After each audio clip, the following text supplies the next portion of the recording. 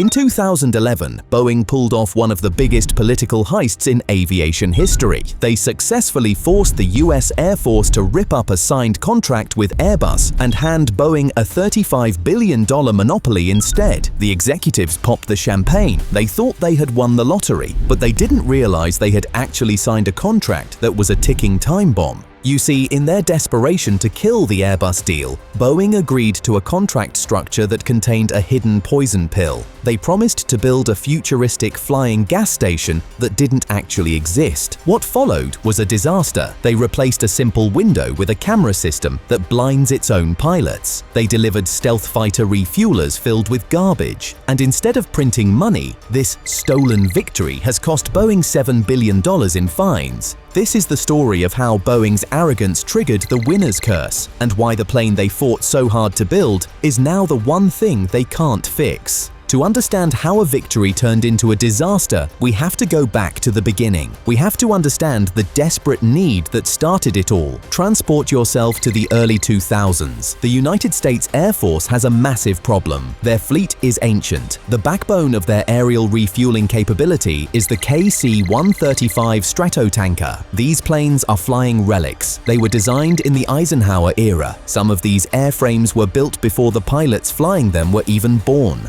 They smell of old fuel and vintage leather. They are tired, they are corroding, and they are in desperate need of replacement. You see, the Air Force needs a flying gas station. This is the holy grail of aviation contracts. It is not like selling fighter jets where you might sell a few dozen. This is a fleet replacement. It is a guaranteed cash cow. The winner gets to build hundreds of planes and then service them for 50 years. It is practically a license to print money. There were two players in this game. On one side, you had Boeing. They were the incumbent, they were arrogant. They assumed they owned the United States military market simply because they were Boeing. They had built the KC-135. They believed the contract was their birthright. On the other side, you had Airbus, operating under the EADS banner and partnered with Northrop Grumman. They were the challenger. They were hungry. They were offering a modern solution based on their successful A330 airframe. They knew they had to be better than Boeing just to get a seat at the table. The assumption in the industry was that Boeing would get the deal automatically because it is America. Everyone thought the competition was just a formality. Then came the first shock. In 2008, the unthinkable happened.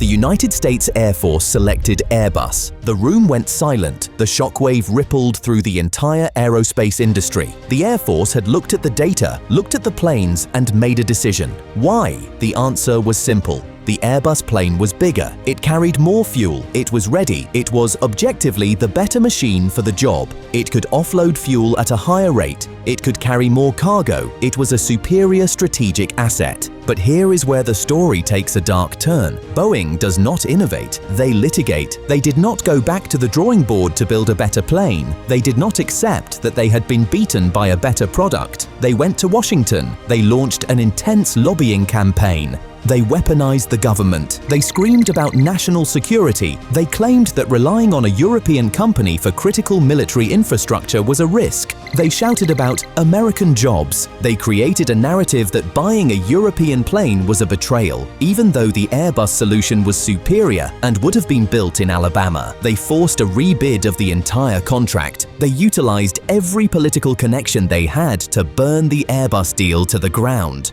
And it worked. In 2011, the decision was reversed. Boeing wins the contract for the KC-46 Pegasus. They popped the champagne. They had stolen the deal back. They had used political warfare to defeat engineering excellence, but there was a catch. In their desperation to undercut Airbus and secure the win, Boeing made a fatal mistake. They agreed to a fixed-price contract. This is the trap. This is the poison pill they swallowed with a smile. In a normal cost-plus contract, which is standard for developing new military technology, if development gets expensive, the government pays the difference. The risk is on the taxpayer. But in a fixed-price contract, the price is set in stone. If costs go up, the Air Force does not pay. Boeing pays. Boeing was so arrogant they thought, it is just a 767 with a gas tank, nothing can go wrong. They thought it would be an easy modification of an existing commercial plane. They thought they could slap some tanks in it, paint it grey, and collect the checks. They were wrong. What most people don't realize is that Boeing was selling a paper plane. The Airbus tanker already existed. It was flying. The Boeing tanker was just a concept on a computer screen. They were selling a promise, and that promise was about to be broken by reality.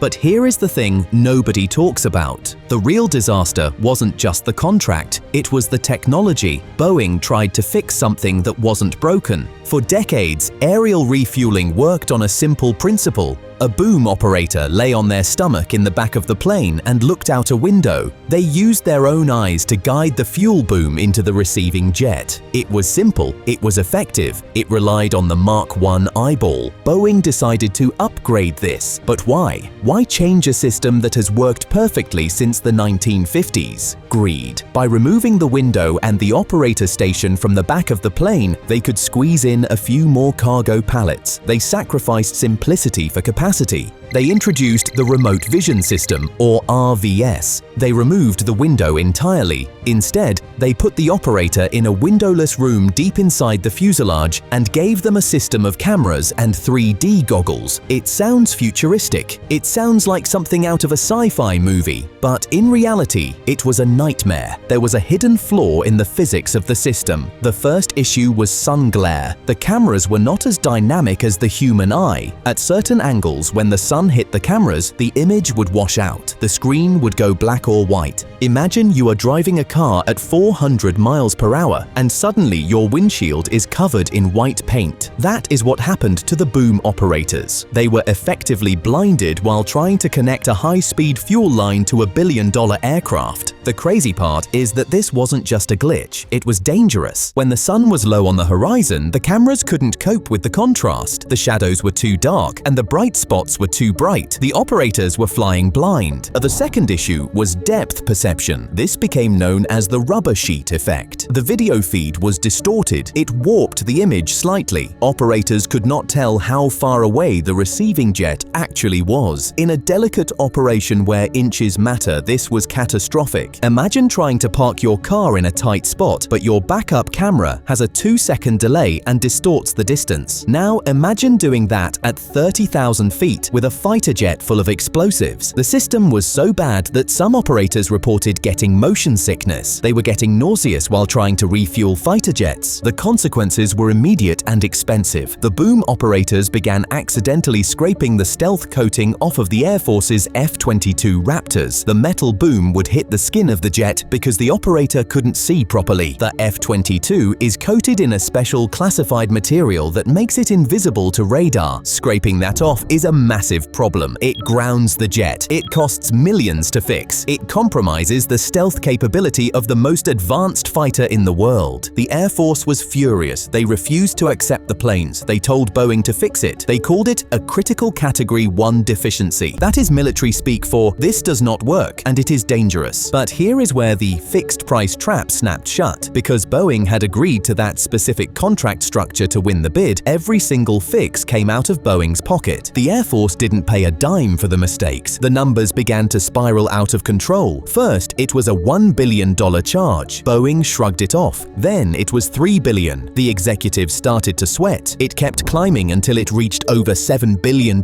in charges. Boeing was paying the Air Force for the privilege of building planes that the Air Force didn't want. They were hemorrhaging cash on a project that was supposed to save the company. They had tried to build a Frankentanker, a mix of different airplane parts mashed together, and it was falling apart. But it wasn't just the cameras. The chaos spread to the manufacturing floor. This led to the FOD scandal. FOD stands for Foreign Object Debris. It is the enemy of aviation. As the Air Force inspectors began looking through the delivered planes, they found trash. They found tools left behind by workers. They found empty soda cans rattling around inside the sealed fuel tanks of new planes. Think about that for a second. A brand new military aircraft costing hundreds of millions of dollars, delivered with garbage inside the fuel system. It wasn't just one plane. It was happening failing repeatedly. The Air Force actually had to halt deliveries. They stopped accepting the planes because they didn't trust that they were safe to fly. It was a sign of a company in crisis. The quality control had collapsed. The culture of excellence that had built the 747 was gone. In its place was a culture of rushing, of cutting corners, of trying to stop the financial bleeding by pushing planes out the door before they were ready. The humiliation was public. The United States Air Force publicly reprimanded Boeing. They withheld payments. They called the plane a lemon in the press. The relationship between the manufacturer and the military was at an all-time low. Generals were openly criticizing Boeing in congressional hearings. But here is the twist that makes it even worse. While Boeing was struggling to figure out how to make a camera work, Airbus was flying. The comparison is painful for Boeing. The Airbus A330 MRTT is flying globally. It works. It refuels automatically. It didn't need a complex camera system to function. It just worked. The irony is staggering. United States allies, including the United Kingdom, Australia, and NATO, are flying the Airbus tanker. In joint operations, you have American fighter jets being refueled by European tankers because the American tanker was broken. The very plane that Boeing claimed was a national security risk is now the one keeping the alliance airborne. The verdict is clear. The Airbus plane was the better engineering solution. Boeing's plane was the better political solution. Boeing won the argument in Washington, but the soldiers are paying the price on the runway. So what is the strategic checkmate? Boeing won the battle by securing the contract, but they lost the war, they lost profit, and they lost reputation. This connects to the wider narrative of Boeing during this era, similar to the 737 MAX crisis. It reveals a corporate culture that prioritized winning the deal over building a functional product. They were so focused on quarterly earnings and defeating Airbus that they forgot how to build airplanes. They forgot that at the end of the day, physics doesn't care about your stock price. Boeing thought they could outsmart Airbus in the halls of Congress, and they did. They played the political game better than anyone else, but they couldn't outsmart the laws of physics on the runway. They are now trapped in a deal they fought to get. They are building a plane they can't seem to fix, and they are working for a customer that doesn't trust them. It is the ultimate winner's curse. They stole the prize only to find out it was a time bomb. This entire saga exposes a deep rot in the way these massive defense contracts are handled. It shows what happens when competition is stifled by nationalism. If the Air Force had been allowed to stick with their original choice in 2008, the fleet would likely be fully operational today. The taxpayers would have saved billions, and the pilots would have a plane that works. Instead, we have the Pegasus, a plane with a camera system that blinds its operators, a plane that scrapes the paint off stealth fighters, a plane that was delivered with trash in its fuel tanks. Here is what is really happening. Boeing wanted a monopoly. They wanted to crush their competition. Instead, they proved that no amount of lobbying can fix a bad design. The KC-46 Pegasus was supposed to be the pride of the fleet. Instead, it became a $7 billion lesson in humility. And as the Air Force looks to the future for the next generation of tankers, one thing is certain: they won't be assuming that American-made automatically means best quality anymore. Boeing fought for the whole pie, and they choked on it. This is the story of a corporate giant that tried to steal a win and ended up paying the ultimate price. It turns out, in aviation, gravity isn't the only thing that brings you down. Arrogance works just as well. Check out another video here.